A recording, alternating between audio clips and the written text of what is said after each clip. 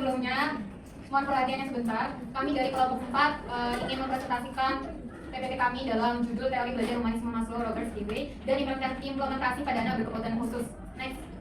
Dalam mata kuliah perencanaan pembelajaran. Dengan anggota kelompok dengan saya Ida Fitri Mardiazim dengan NIM belakang 118. Saya Pranya Paramita Sesagara dengan NIM akhir 114. Dan saya Muhammad Zaini dengan NIM akhir 197. Pengertian humanisme merupakan salah satu aliran dalam filsafat dan psikologi yang menempatkan manusia sebagai pusat dari segala aspek kehidupan, khususnya dalam proses pendidikan dan pengembangan diri. Next slide.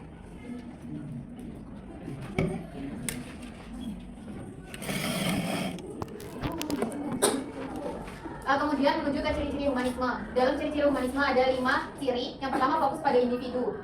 Yang dimana kita sebagai pendidik menganggap bahwa setiap siswa itu memiliki kebutuhan belajar yang berbeda-beda, minat dan bakat yang berbeda-beda. Nah, dari pendekatan humanisme ini mendorong seorang guru untuk bisa lebih memahami dan menghargai perbedaan anak didik siswanya. Seperti di kelas ada anak yang cepat dalam memahami materi matematika, tapi ada juga anak yang cepat dalam memahami gambar. Jadi seorang guru harus memahami bagaimana anak gambar ini tidak bisa selalu cepat dalam matematika, tetapi cepat dalam menggambar. Jadi seorang guru memberikan kesempatan juga kepada anak untuk belajar lebih lambat dari teman yang lebih gampang nyantolnya dalam matematika. Kemudian butir kedua, pengembangan potensi manusia. Yang dimana dalam ciri humanisme di sini menekankan bahwa teori ini tuh tidak hanya bertujuan untuk mentransferkan pengetahuan kita tapi juga membantu untuk menemukan dan membangun bakat dan minat mereka. Jadi di dalam pembelajaran ciri humanisme itu seorang guru melihat seorang anak melihat seorang guru itu bukan hanya sekedar memberikan sekedar mentransfer sebuah pengetahuan dan pembelajaran melalui sebuah materi di dalam buku saja, tapi juga melalui pengalaman dari minat bakat dan lingkungan sekitarnya di sekolah. Seperti adanya anak yang suka menyanyi, suka menari, dibantulah oleh seorang guru untuk diberikan ekstrakurikuler yang lebih menjorok kepada kemampuan anak. Kemudian butir ketiga, pembelajaran berorientasi pada proses, yang dimana dalam teori humanisme sendiri sebuah proses belajar lebih penting daripada hasil.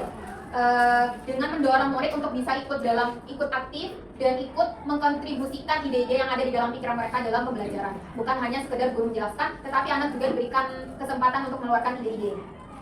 Dengan contoh, saat ada tugas proyek, siswa diharapkan memaksimalkan usaha dalam proses pembuatan, yang kemudian seorang guru mengevaluasi dari proyek tersebut. Jadi anak ini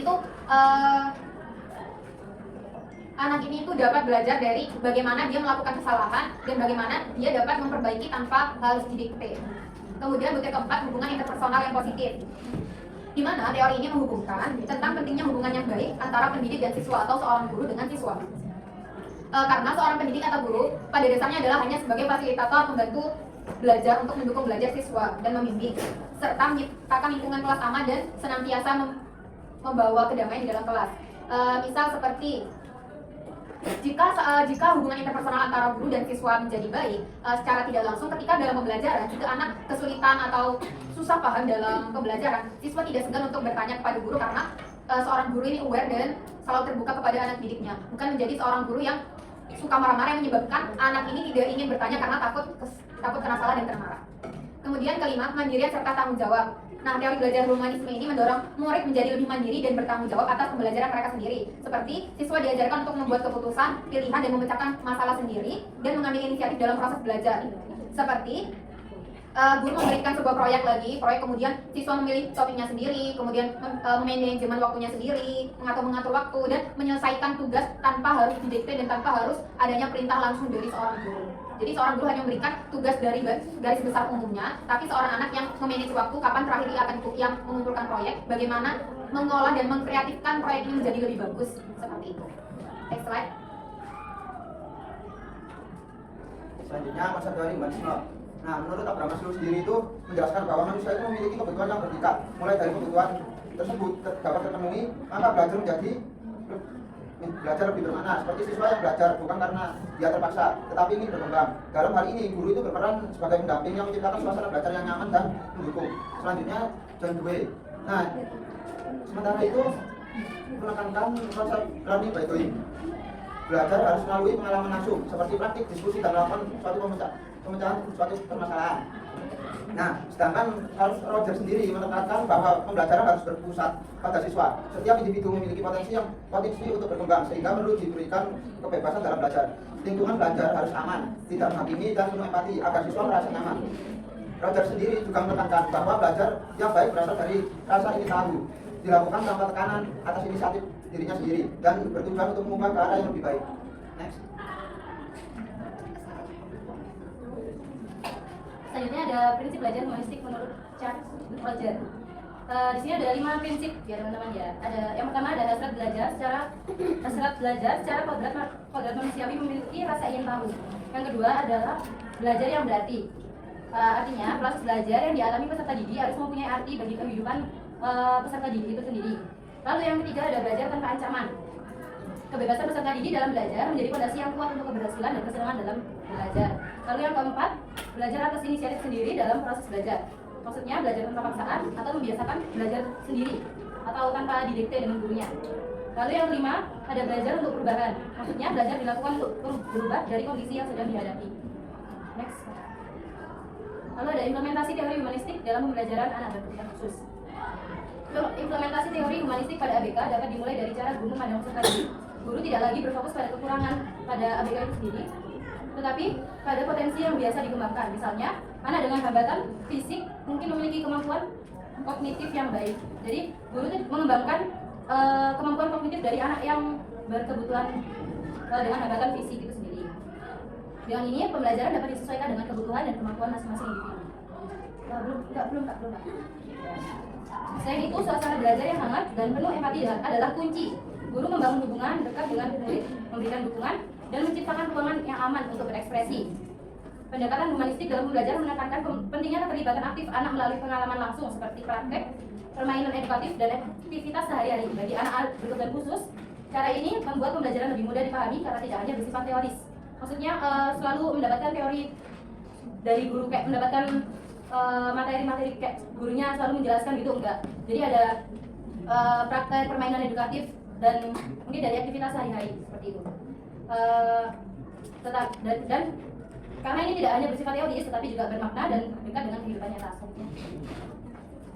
Kesimpulannya, dalam pemikiran Abraham Maslow, John Dewey, dan Carl Rogers menekankan bahwa belajar harus memenuhi kebutuhan siswa, melibatkan pengalaman nyata serta didukung oleh lingkungan yang empatik dan bebas akan membantu peserta didik tumbuh sesuai potensi dirinya. Dalam konteks ABK, pembelajaran harus memanusiakan siswa dengan menghargai keunikan dan potensinya. Guru berperan sabar dan peka, menciptakan lingkungan yang aman agar siswa dapat mengembangkan sesuai kemampuannya. Terima kasih. Mungkin ada pertanyaan dari teman-teman.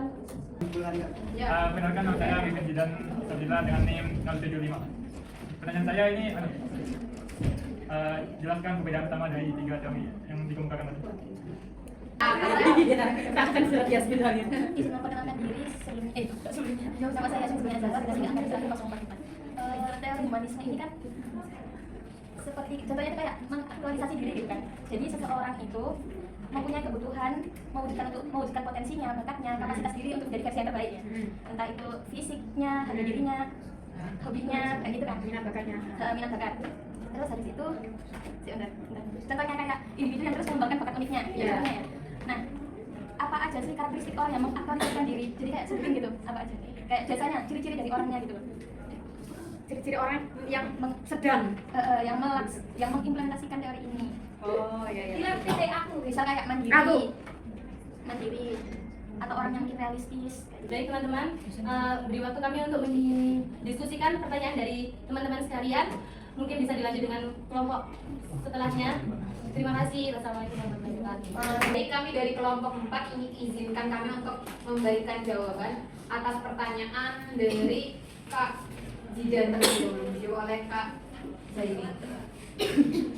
Jadi kan menanyakan apa perbedaan dari ketiga teori tersebut ya.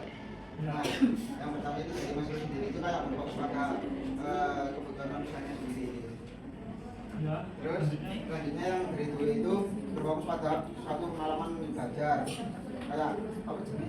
Langsung praktek kayak pengalaman. Terus selanjutnya yang Rogersnya sendiri itu berfokus dan para siswa dalam pembelajaran.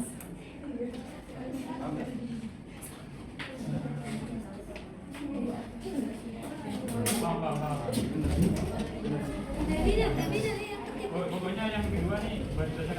mana ini Pak? Yang pertama itu berfokus pada kebutuhan manusia. Kayak manusia itu kayak perlu memenuhi kebutuhan dunia baru bisa memenuhi kebutuhan yang tertinggi yaitu aktualisasi. Berarti fokus ke yang Pembuat pengalaman yang ketiga. Yang ketiga itu bagian dari peran siswa dalam pembelajaran.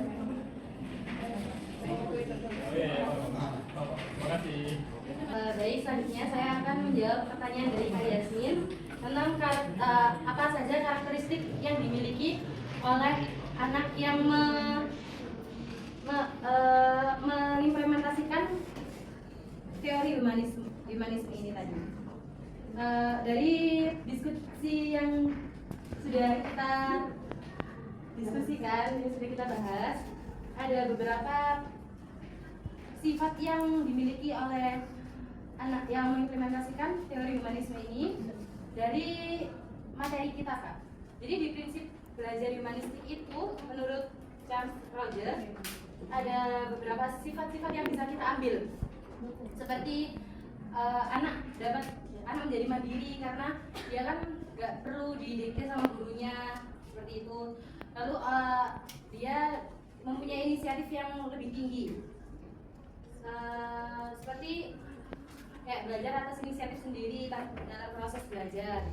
Lalu anak tersebut memiliki rasa ingin tahu yang lebih tinggi daripada orang-orang yang lain, seperti itu.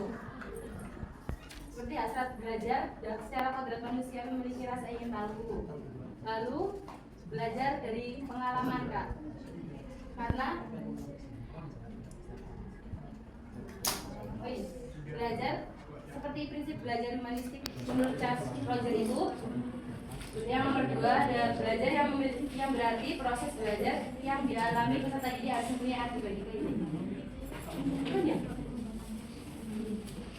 Oh iya, maaf, bukan itu, salah saya.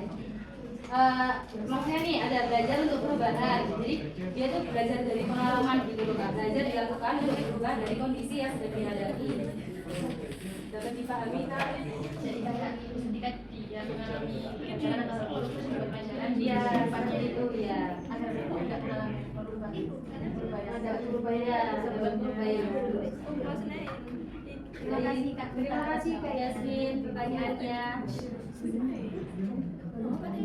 Ya boleh ada tambahan kalau dia silakan.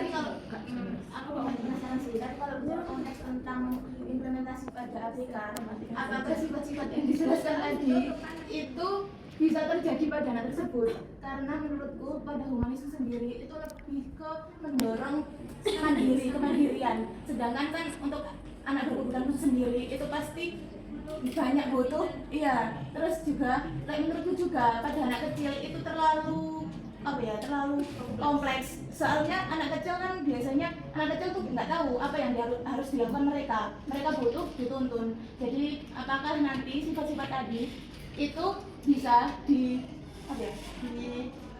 apakah bisa terjadi pada anak ABK gitu?